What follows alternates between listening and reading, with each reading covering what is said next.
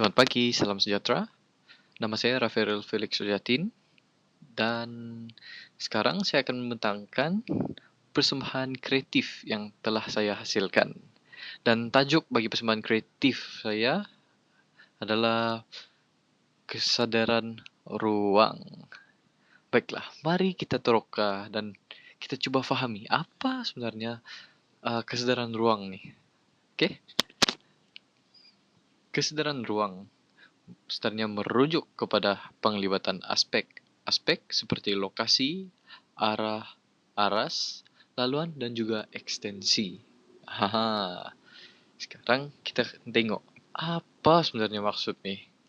Oke, dalam kesadaran ruang, wujudnya maksudnya terdapat 3 jenis gerakan. Oke, pertama sekali seperti yang kita dapat lihat di sini, pergerakan dalam ruang. Seterusnya, laluan pergerakan. Dan akhir sekali, arah pergerakan. Apakah ini sebenarnya?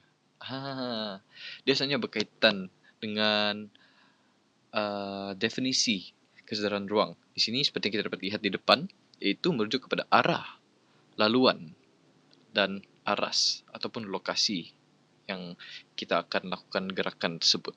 Oke, dalam pergerakan dalam ruang nih, dia sebenarnya wujud 3 ruang, yaitu ruang ruang diri sendiri, dan akhir sekali batasan ruang. Manakala pada laluan pergerakan, wujudnya 2, yaitu laluan pergerakan lurus dan juga laluan pergerakan zigzag.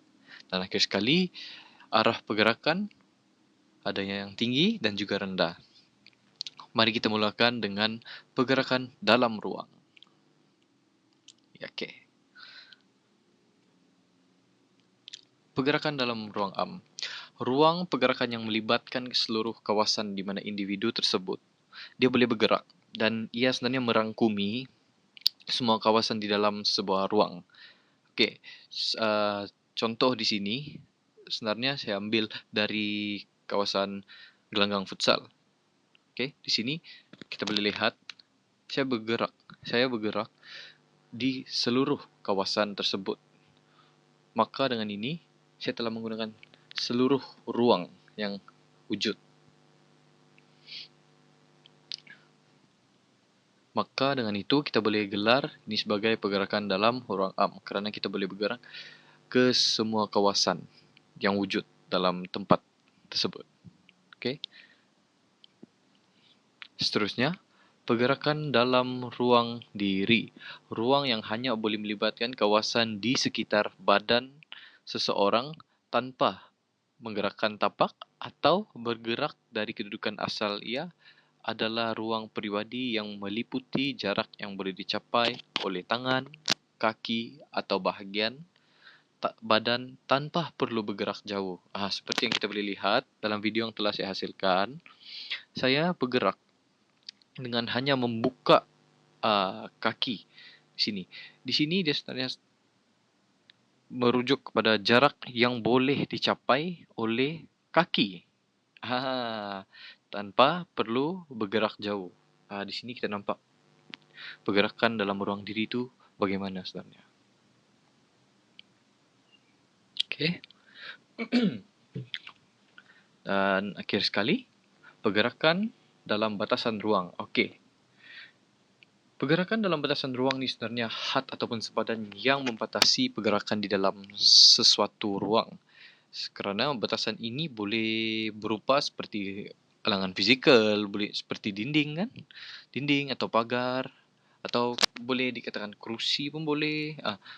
Yang penting benda tu dia menghalang kita. Di sini, saya menjadikan garisan sebagai penghalang. Kerana batasan gerakan saya hanya berlaku di dalam garisan bulatan tersebut. Maka dengan ini kita boleh gelar ni sebagai pergerakan dalam batasan ruang.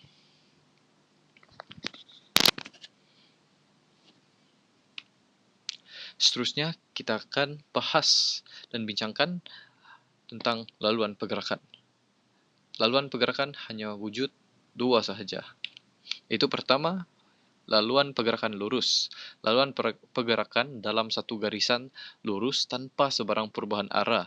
Maka dengan ini dia sebenarnya bermaksud pergerakan yang dilakukan tanpa mengubah arah ke kiri ataupun ke kanan, di mana kita akan bergerak straight line, yaitu lurus ke depan. Seperti kita boleh lihat dalam video ini.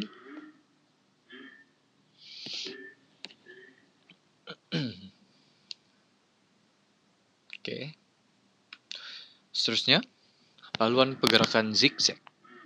Di mana laluan pergerakan ini yang bergerak dalam corak berbelok-belok ataupun berubah arah dengan cepat dan berulang kali. Kita boleh lihat dalam video ini saya bergerak kiri ke kanan dan membelok kon tersebut dan mengelaknya. So ini adalah laluan pergerakan zigzag.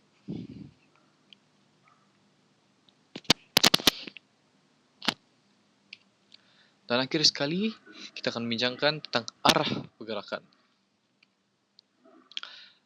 Arah pergerakan tinggi, yaitu pergerakan yang melibatkan pergerakan ke atas, seperti melompat atau mengangkat tangan. Seperti dalam video ini, saya telah melakukan kedua-dua gerakan, itu melompat dan juga mengangkat tangan di sini. Ya. So, ini sebenarnya bermaksud arah pergerakan tinggi, sebab pergerakan tu kita melakukan di atas. Bila kita bergerak ke atas, maksudnya pergerakan arah dia tu tinggi. Okey, dapat? Dan akhir sekali, arah pergerakan rendah, iaitu merujuk kepada pergerakan yang melibatkan pergerakan ke bawah, seperti membongkok atau merendahkan badan. Di sini, saya melakukan gerakan merangkak di bawah sini. Di sini. Itu pergerakan di bawah untuk melalui halangan yang ada di sini.